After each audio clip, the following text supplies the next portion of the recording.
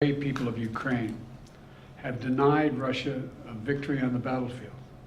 They've defeated Vladimir Putin's ambition to dominate Ukraine.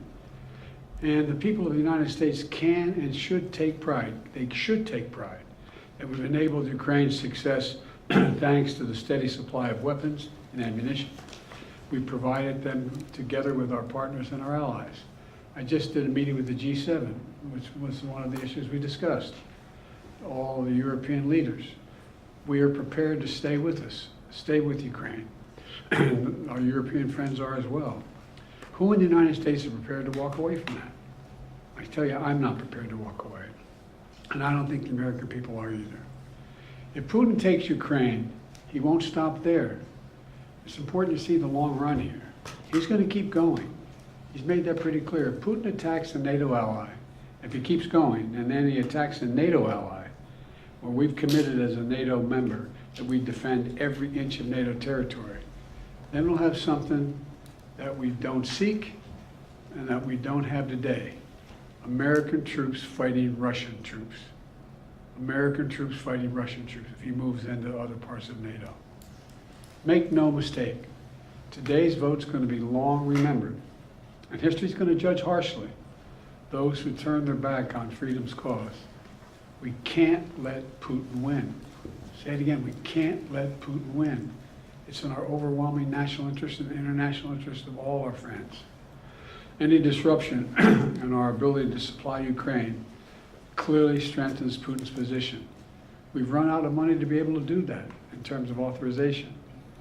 Extreme Republicans are playing chicken with our national security, holding Ukraine's funding hostage to their extreme partisan border policies. Let me be clear. We need real solutions. I support real solutions at the border. I put forward a comprehensive plan the first day I came into office. I made it clear that we need Congress to make changes to fix what is a broken immigration system, because we all know it's broken. And I'm willing to do significantly more. But in terms of changes of policy, and to provide resources that we need at the border, I'm ready to change policy as well. I've asked for billions of dollars for more border agents, more immigration judges, more asylum officers.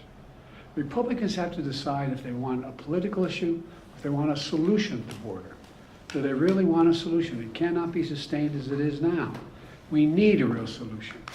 And my team has been engaged in negotiations with Senate Democrats and Republicans on border security.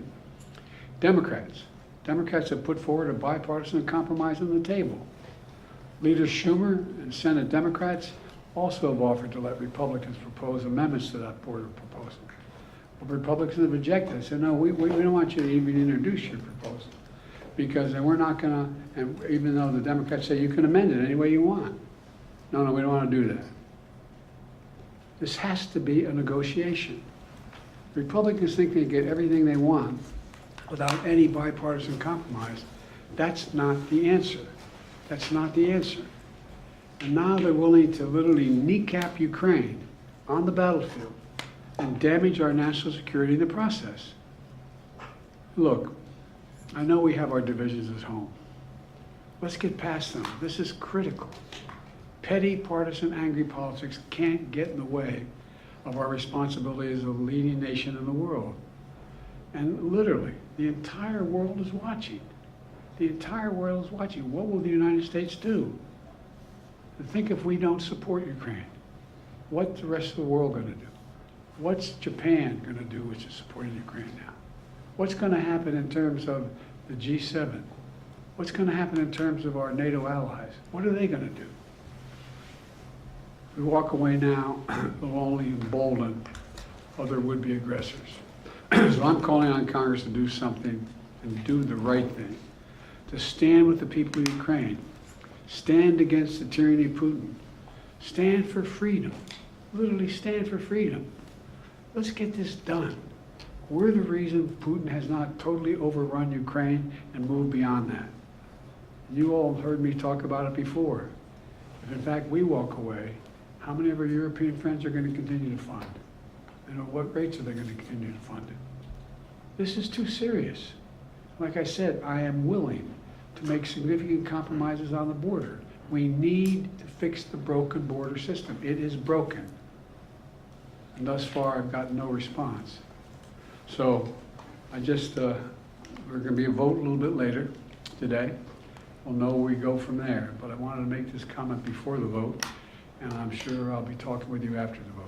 Thank you very much for listening. Appreciate it. Mr. President, given the current impasse, would you be okay with Democrats willing to put more on border policy to get this current package through? Yes. What would you be okay with Democrats agreeing to? I've include? already laid out in our negotiations with Langford and others what we're willing to do, significantly more. Particularly by starting off equipping the border capacity that we need on the border, from judges to more border security, in addition to making some substantive changes. But they're unwilling to do it. I really thought, I felt good for a while. I thought we were making some real progress. Langford's a decent guy. It looked like he was prepared to move in a way, in a direction that we could come up with a compromise, both changing in substance, changing policy on the border, as well as security at the border. But they walked away. It's take everything we have here on their one proposal, which is extreme, or nothing.